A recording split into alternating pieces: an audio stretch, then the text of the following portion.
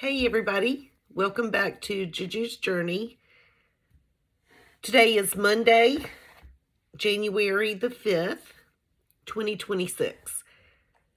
I woke up feeling really good. I'm motivated. I can't wait to get this week started.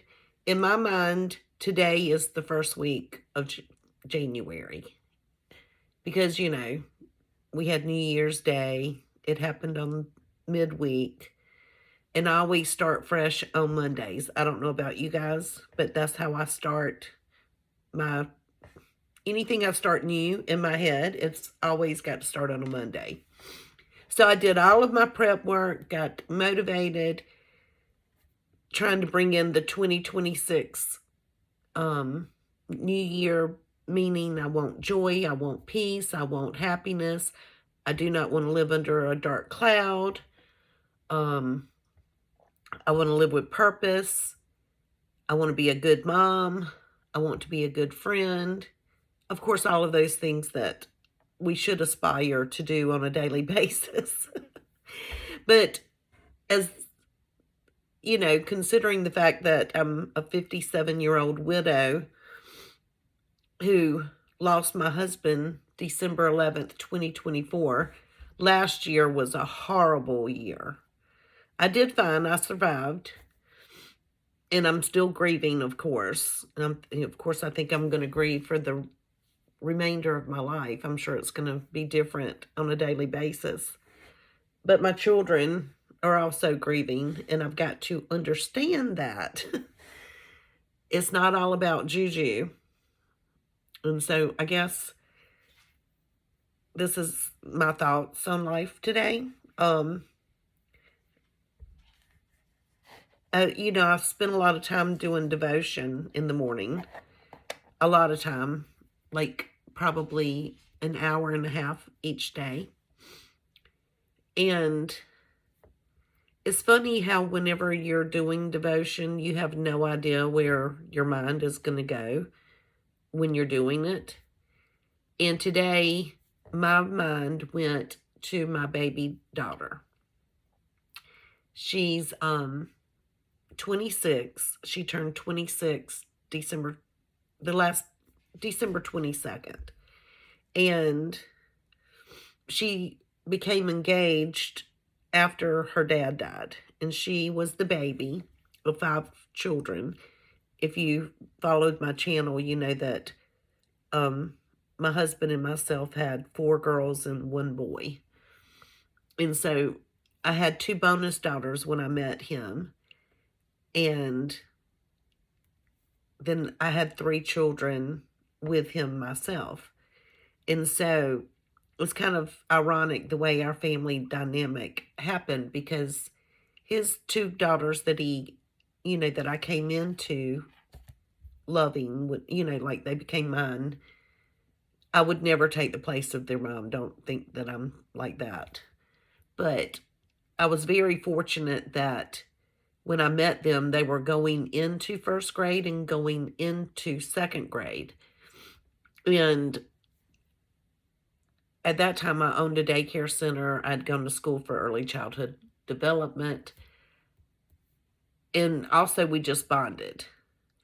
So then we had a relationship several years, just the 2 girls and myself, without me being, giving birth. So that was precious because it, like I love them I would do anything for them just like I would my own child. I didn't come in with any type of resentment. I didn't even resent him having a wife before me. I was I was mature enough mentally not to let, none of that bothered me. I knew, things happened.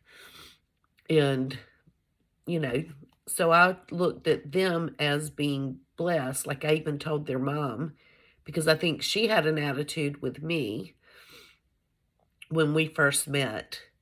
My husband worked shift work, 3 different shifts, 1st, 2nd, 3rd, and he rotated on a weekly basis. So whenever it was his time to get his children, on the weekends, when he when we officially started dating and he knew he could trust me with his children, then I would go pick up his children, and then I would be the primary caregiver because he was usually at work. But she had already married before I came into the picture. So she had started a new life. The children had a stepfather, but I'm a girlfriend. But I was 10 years younger than he was. But I'm not saying I'm mature because I'm not even mature now. I'm a very immature person. But mentally, I was never like one of these jealous types. I just knew I had a grasp on things early in life, I guess. Um, I guess it was because of the way I was raised. I was raised by my aunt and uncle. My mother had me when she was 19. She was unwed, so I was everybody's baby, but I knew that, my mother married my stepfather, who was the most absolute perfect role model in my life. But instead of taking me away from what I'd known for those first, you know, part of my life that I needed stability and taking me away from my friends because my mother didn't have stability. They didn't take her away from me or take me away from her. She just could not take care of me and give me everything I needed at that time. And we all lived in one house. So whenever my aunt remarried, because that was her second marriage to my uncle, whenever I was 5 years old, she had two daughters, and that's all I ever knew when I came home from the hospital, and we were all raised in the same house.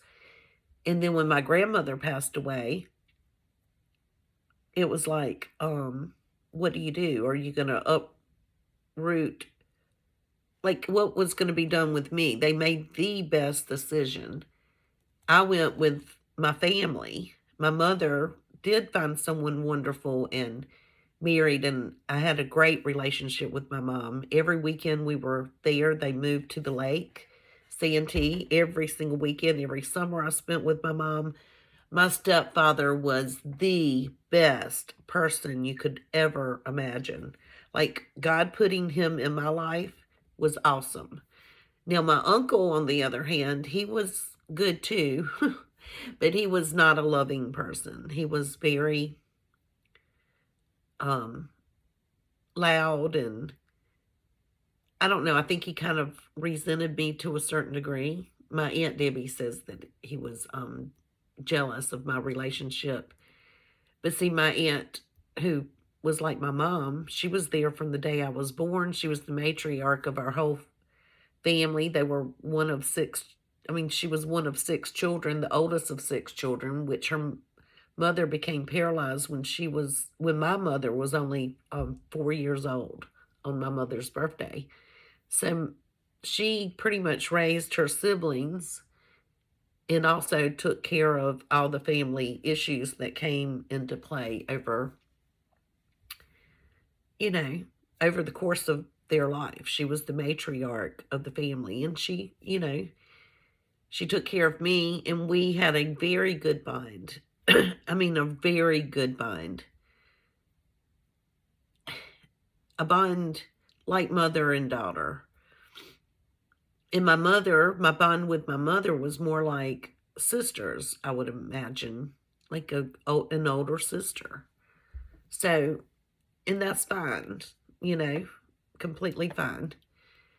And so, whenever I was doing my devotion this morning, I was thinking about my daughter, who is 26, and kind of like the course of events that took place in the past 2 weeks. Like, her father passed away. She was the baby. I know I'm getting sidetracked. So, in the dynamic of my two stepdaughters, they're 10 years older than my firstborn, right? 10 and 11. They're only 16 months apart, so they're very close in age.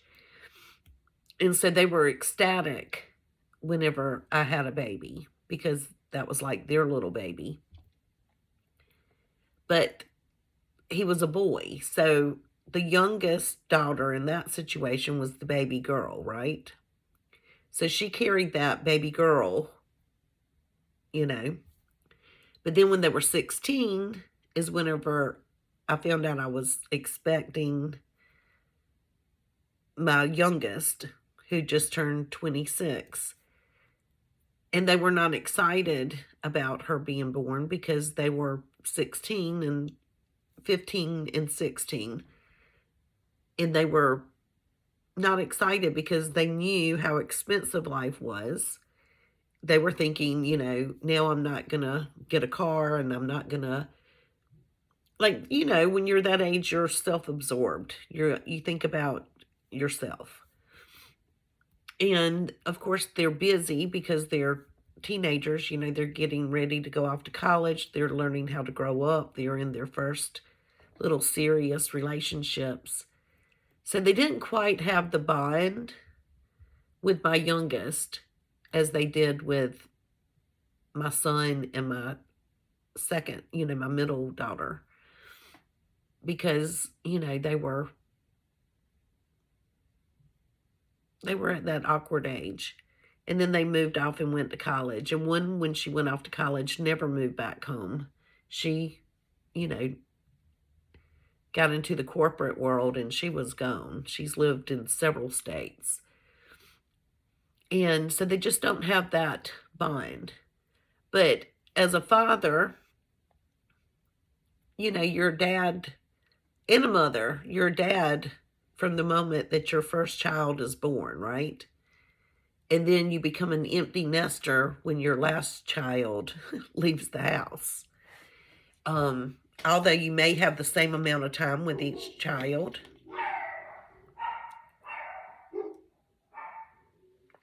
I have no idea what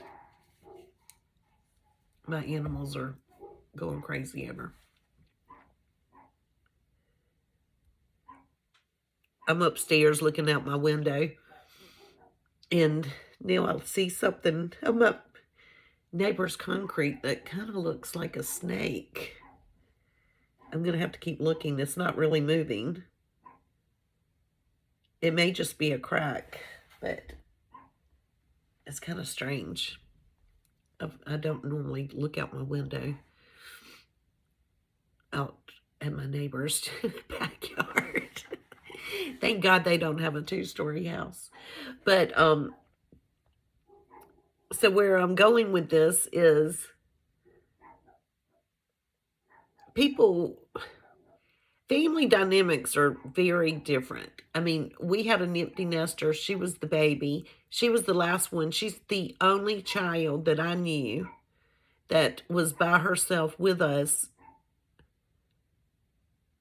at an old age. Like she lived with us because she didn't go off to college. She went to school, but she stayed home and drove back and forth. She was with us until she turned 22. Everybody else split, did what, went off when they were 18, 19 years of age. She spent the whole entire 22 years with us. And then, of course, when she's the last one and your life starts, you're so busy when you have 5 kids going to different events and everything else. And then you kind of get down to that one kid and life just slows down. All of your focus goes on that one child because she's the only one that's left in the house, We did not have grandchildren until she was an adult. And that grandchild lives, doesn't even live in our same state. So it's not like we can go to ball games and things like that. But plus, he's only at the age now that he's starting to do all of that. So the dynamic's different. She had a different bond with her dad because he retired too while she was still at home. And so she got to spend a lot more time with him than the other children did on a one-on-one basis. She became an adult, so they became friends. He became friends with all of his other children, but she became friends with him while she was still living under the roof. I mean, not saying you're not friends with your parents growing up, but when they become adults, the relationship changes. And so he was able to see her like blossom like that instead of missing chunks like he had to with the other ones because he was really working 7 days a week, three different shifts, rotated each week. He only had one weekend off a month, if that tells you anything. He missed a lot of ball games and because he had no choice. I mean, he did have to pay the bills and support his children, which he did without complaining. Um, but her heart, all of my children took my husband's death really, really hard. Of course, I took my husband's death really, really hard. But they have done so good this past year of making sure I'm okay. And I don't know if I've put as much emphasis on making sure that they're okay. And my daughter became engaged after her dad passed. Her fiance had the intentions of asking my husband for her hand in marriage, but my husband passed away, got sick and passed away so suddenly, a month and a half.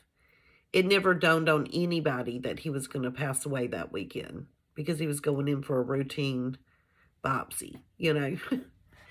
We didn't know he was going to have a stroke and go. But I mean, a lot of people get in car accidents or have heart attacks. I mean, it's not an excuse. He just did not do it. And so he did. He came to me and he asked me, and I gave him my blessing. I knew he was going to, and so I was kind of prepared for it. So I had already written him I put a lot of thought into it and wrote him a nice letter, and then I was able to read it to him and then give it to him. I mean, he was crying and I was crying when he came and asked for her hand in marriage. Well, she was going to elope, right? Because she said her dad was not here to give her away. So they went and got their marriage license. But then she was thinking about, she still wanted good photographs, good pictures. So she wanted to find a dress to wear. And so we went dress hunting. Well, she chose a beautiful dress that's perfect for her. And she bought it. And she spent, to me, I don't know what, I'm not a fashion person, but she spent over $2,000 on this dress to elope at a courthouse and then put on after she's married because she wouldn't wear it to the courthouse, just for them to dress up and have good photographs. Well, I did. I talked her into maybe you should go on one of these elopement weekends and at least let him see you come down the stair or go get married in your dress. Let your photographs have a memory. And so we did. She went, the dress came in, we went and tried it on, and she decided to do that. I mean, there's a cool place, an elopement website or something, and she's going to get married in Charleston, South Carolina. She's going to have just immediate family, her siblings, their spouses, his siblings and their spouses, and me and his mom and stepfather and his grandmama. That's all that's going to be there. And of course, our little kids. There's only 3 littles. One of her siblings, the one that lives out of state, can't come, which is okay because she was really going to elope, and that's what it's going to be, an elopement that we get to witness. The ceremony is going to last 15 to 20 minutes, but she's going to get her beautiful photographs that the photographer will spend an hour and a half with them taking pictures. And we're going to leave. We're going to let them be and let them spend the rest of the weekend by themselves. We'll spend quality time the day before, and then when they come home, we'll have some type of celebration. But I'm so thankful that she has turned something into something she can cherish, right? Well, she already said she's going to wear her necklace with the thumbprint. It really doesn't go. This is her dad or my husband's thumbprint. And she has a necklace just like this. And she's going to wear it, she said, on her wedding day. And I'm like, well, it's really not going to go with her dress, But I'm not going to say anything. I'm going to let her do what she needs to do. But I was like, wow, like it's really like she wants her dad there. She went to a party, a New Year's Eve party at a friend's house, and there was an older woman my age there. And the older woman asked her if your mom has started dating. Is your mom dating yet? Well, my daughter flipped out. She just said, no, she's not dating. My dad has not been gone but 1 year since, this December 11th marks 1 year. And then that woman told her, well, I started dating 6 months after my husband died. And I started thinking about it because I've had this moment in my head. My first of all, my mother-in-law, when my father-in-law passed away, we found out she was dating someone that lived in my neighborhood, but she was sneaking down the back alley in her car so nobody would see her. Because she didn't, her park, if she would spend the day, it's not like she was sneaking at night. But she would sit over in the daytime and watch television with him. But she would sneak in the back alley. And when I moved into my neighborhood, only old people lived here. And as they started dying out, younger people started moving in, and we were one of those younger couples. And that was 27 years ago. 27 or 28 years ago. Anyway, but that doesn't matter. And that was early. That was probably 3 months after my father-in-law died, but that kind of suited my mother-in-law. But then when my brother-in-law died, his wife, I remember my son being upset because it was like 6 months after he passed away that she started dating someone. And I remember telling my son, don't worry about it. It's until death do you part. She deserves to be happy too. And she was already in her 60s when he passed away. And she was a beautiful woman. Really looked good for her age. Very well kept. Beautiful figure. Nothing. Very conservative too in dress. She just was she was very fit. She had cancer, so she ended up passing away after my husband did, like 2 months after. That's unfortunate. But she started dating this man, and it upset my son. And I was getting on his case, like, please don't leave her alone. Let her be happy. It's no disrespect to your uncle. But then I remember waking up one morning at my house after my husband died. And, when you wake up and your first thoughts of the morning, you're saying things like, okay, what is today's date? Gosh, I can't believe it's been 6 months already. 6 months and he hasn't been here. And then I started thinking, my sister-in-law started going to church after he passed away, and she met the guy in church.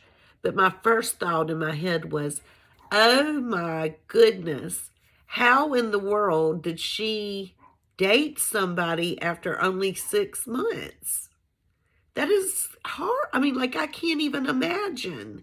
And then I started thinking, I said, if somebody came to me knowing that I was a widower, my husband just passed away in December, and it's only July, and they asked me out on a date, I would tell them to blank off.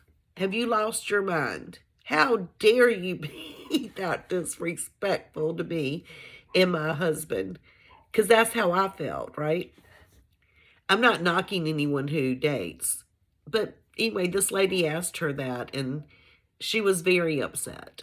And I told her, I said, well, she was younger when she lost her husband. The situation's different. Everybody's different. I said, I am completely fine living on my own. I said, some people like that attention. They don't like to be alone. And I said, but my whole marriage, I was alone for 2 weeks out of the month, or actually 3 weeks out of the month. I only had 1 week of normal, of what we considered normal. First shift where, daddy leaves in the morning, goes to work, and comes home and can go to ball games, and we can grill out and do things. And only one weekend a month. And I said, so I'm fine. And plus, I have children that check on me and that are very involved in my life, not because they want to. We enjoy each other. Like, I am with my family and hear from every person in all of my children on a daily basis. And I said, and maybe she didn't have that, you know? I said, and I have a very good best friend, and I have my aunt that's like my sister. And I said, and I'm like, each person's different. Don't get upset about that. And I said, I have no desire at this stage of my life to even think about pursuing someone else. I have no desire. Right now, I was married. Your dad was my person. And I'm going to be pretty much on my own until I die. But that doesn't mean God doesn't have plans. And if that were to happen, if something else happened and God saw fit that something, then you can't be upset about it. But all it is grief. And she's planning this wedding. She's set a date. She's missing her dad. She wants him there with her. I want him there with us. And it's, it's going to bring up some, we're moving forward. We're being positive. We're finding joy. But by no means does that mean this grieving is not going to be put on the back burner like I thought. Not that I thought I was going to put it on the back burner. It's going to still show its ugly head, but in so many different ways. But I think what I got out of this morning's devotion, or my thoughts whenever I was at the point that I was praying, is God gave me 1 year to grieve and grieve for myself, My children took care of me during that time. Well, they're going to have the whole rest of their lives needing their fatherly advice. They're going to need,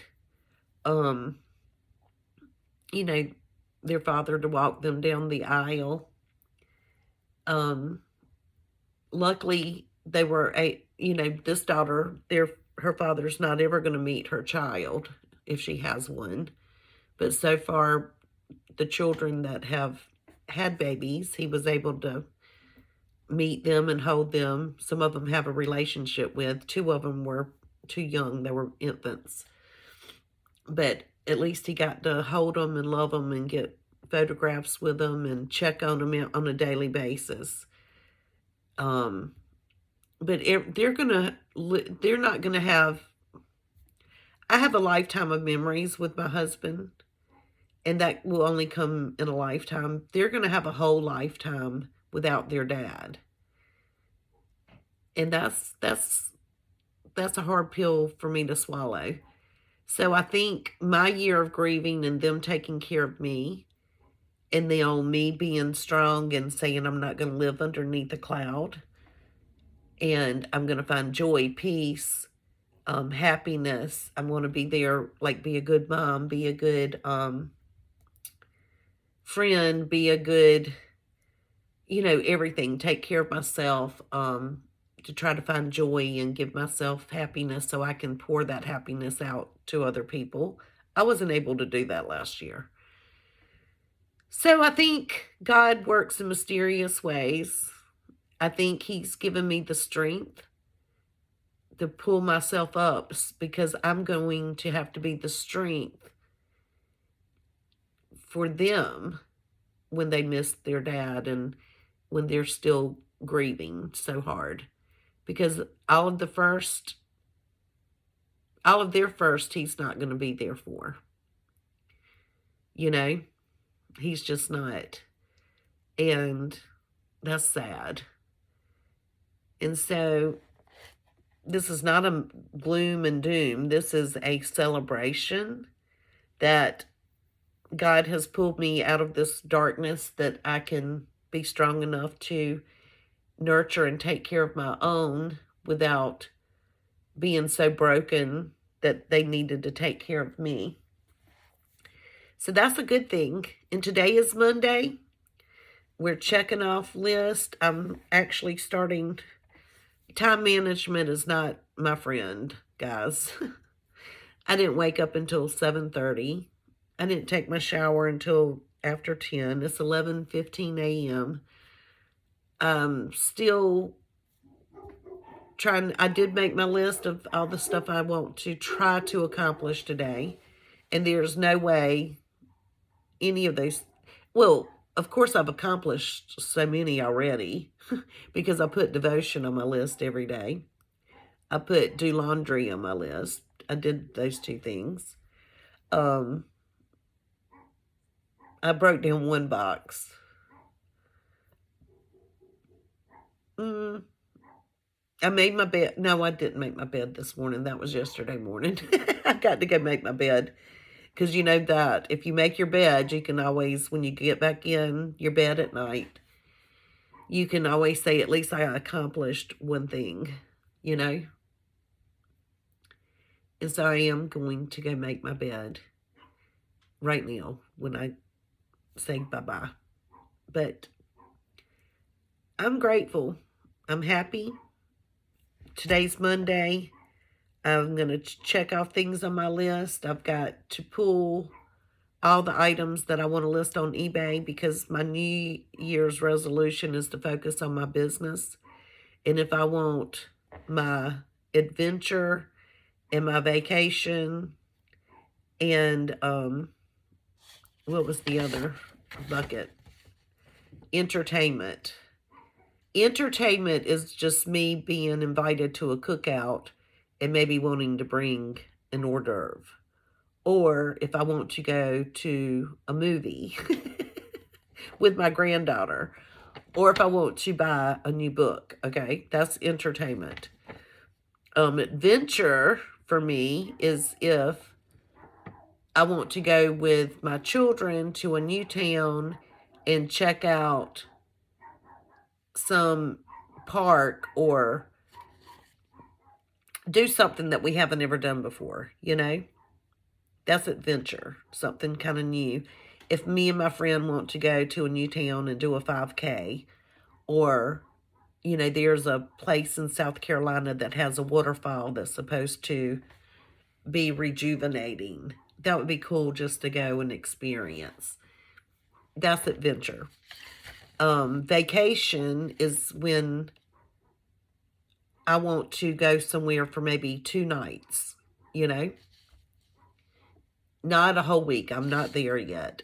First of all, I would not be able to afford a whole week. So I came to the conclusion that no work and all work and no, what is it? What is it? No work and all play. There's a whole rhyme. Makes a whatever, whatever, but I've got to work for my fun. That's the only way. Like, we can't just piddle around and then have fun. We're not wealthy people. You know? I wasn't born with a trust fund or anything like that. So I need to work hard to be able to play. And so I'm going to focus on my business. And so I'm going to get off. I'm going to go pull all the items that are surrounding me in this area and get them listed to get them sold or get them at least put in their proper places, tucked away, so if somebody were to want to purchase them, they can. I just need to focus on upstairs, getting it back to, or getting it not back to, but getting it to a place that I can work and focus.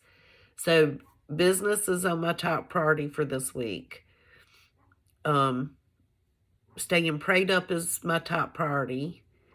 Exercise, I need to exercise. I got on the scale for the first time this morning since before Christmas, and I've gained almost 5 pounds.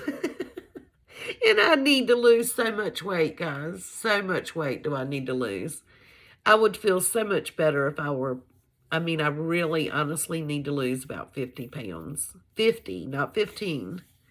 But even if I lost 10, I'd feel better. Even if I lost the 5 that I gained, I'd feel better. But, and I'm not the type, I'm not going to go on a diet. I just want to live better. But I need to move and I need to exercise. So I do need to focus on that. Hopefully, my friends, it's going to be a beautiful day where I live. Like the weather, like I won't even have to wear a jacket. I can wear this long sleeve t-shirt and probably still be a little warm. So maybe we'll go walking after lunch because the sun will be up. And so if I go walk with her, maybe I'll be more inclined once I get it in my body. When you start moving again, you get kind of motivated. So maybe then, if the weather's not good, I'll get on that treadmill that I have and that elliptical that I have that's in a climate-controlled garage with a huge television with surround sound, no doubt, my husband's garage, that I could have tons of enjoyment. I can listen to good music. I could watch a good movie if I wanted to. So many things I could do and walk at the same time. So maybe I'll get motivated to do that. But we're staying strong. We're staying focused, and we're going to have the best year ever. I started on my budget. I went to Sam's yesterday.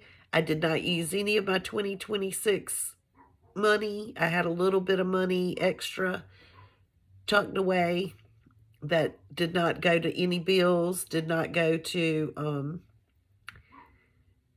any future bills. It did not come out of the $3,000 month ahead money I had saved. So I decided to set myself up for success for 2026. And I went to Sam's and I bought Clorox cleanup in bulk. You know how everything at Sam's you buy in bulk. I bought toilet paper. I bought paper towels. I bought bleach. I bought commercial lemon disinfectant. I bought Fabuloso. I bought, I bought spray cans of Lysol. I bought Febreze spray scent. Oh, I bought the Lysol wipes. I bought a large thing of coffee. I bought some more coffee creamer. I bought some Knickknacks. I bought crackers, and I bought some pretzels with peanut butter in them in a big plastic container that they'll stay fresh for a while because, I don't keep any food in my house. And I bought some breakfast bars. Like if I do, if I do keep a little bit of food, just a little snacky food, but I don't have food at my house. So I did at least try to get stuff that when I did snack, it wouldn't be bad for me, or not as bad. And I bought these little Gatorade, but they're Members Mark drinks. I need to get back to drinking all my water, but for some reason, my body's been craving Gatorades lately, so I've been buying Gatorades at a convenience store. So this is on my budget. But anyway, I bought all of those things. Spent, I think, like $230 some odd yesterday. But it's all going to set me up for 2026 because, I'm all about joy, peace, happiness, positivity, all of those things. And if I did not have to put that in my budget, it did not hurt my being 1 month ahead. And it's going to set me up for a great start in 2026. I just did it. I'm not even going to write it down. I'm not even going to put it on my ledger sheet where I keep up with how much I spent. I'm just going to pretend like it was a gift that I worked hard for last year, that I was, over. I'm able to pay my car insurance that I saved last year. I was able to save up for 1 month ahead from last year. I've got my car taxes that I'm saved up for from last year. All of these things I did. So this is my gift to myself. And I did. I also bought me some other little stuff in the month of December whenever I wasn't budgeting. And we'll talk about those later. But they're going to bring me joy. And I'm not ashamed to say that I didn't even write it down. But next year, I will budget November and December. I will tell you that. But anyway, y'all have a great day, great Monday. Let's get it started. Get motivated. We've got this. And God bless each and every one of you. Bye.